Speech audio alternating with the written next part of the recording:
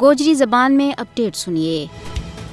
آزادی ہر انسان کو پیدائشی اور بنیادی حق ہے، جس کی ضمانت دنیا کا سب تو بڑا انصاف کا ادارہ اقوام متحدہ نے بھی اپنا چارٹر میں ہر انسان نہ دیتی ہے۔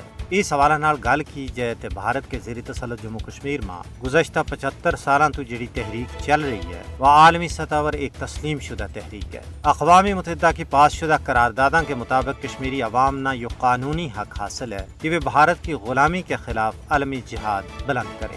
اقوام متحدہ کی قرارداد کشمیریوں کا حق خود ارادیت کی توثیق کرے۔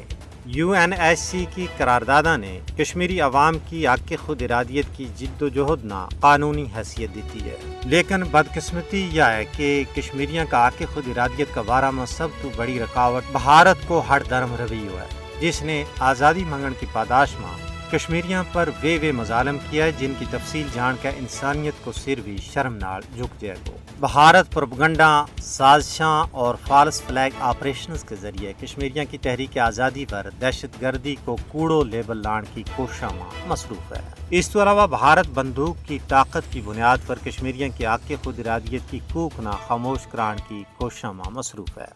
حالانکہ کشمیر بین الاقوامی سطح پر تسلیم شدہ تنازع ہے اور ہندوستان غیر قانونی اقدامات کے ذریعے اس کی حیثیت نہ کسی بھی صورت میں تبدیل نہیں کر سکتا ہے۔ مودی کی فسطائی حکومت نے مقبوضہ ریاست جموں کشمیر پر اپنا غیر قانونی قبضہ نہ طول دین واسطے 5 اگست 2019 میں کشمیریوں کی پچھاڑ پر ایک بڑو حملہ کیا۔ اس تو بعد مسلسل قوانین میں تبدیلی کی جا رہی ہیں۔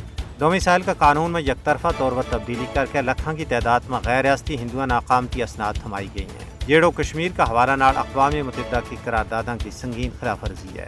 تجزیہ نگاراں کو کہنا ہے کہ جنوبی ایشیا میں امن و استحکام اقوام متحدہ کی قراردادوں کے مطابق کشمیر کا حل نال جڑے ہوا ہے۔